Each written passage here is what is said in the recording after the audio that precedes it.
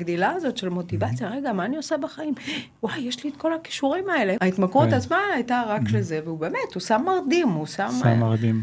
כאילו היינו חיים עם שקית עלינו, כי שום דבר לא נוגע בנו, אין רגשות, אין רצונות, אין שום דבר. מדהים שאתה אומר את זה, שזה בדיוק ככה. אני זוכר שבפודקאסט הראשון, כן, אמרתי שהסמים בכלל מורידים את המוטיבציה.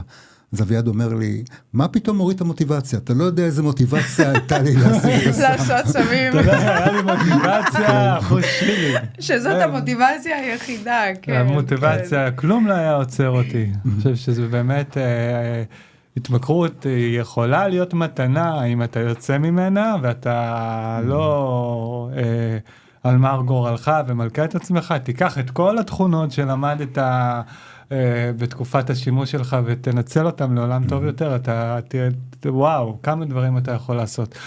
10 קילו אמת.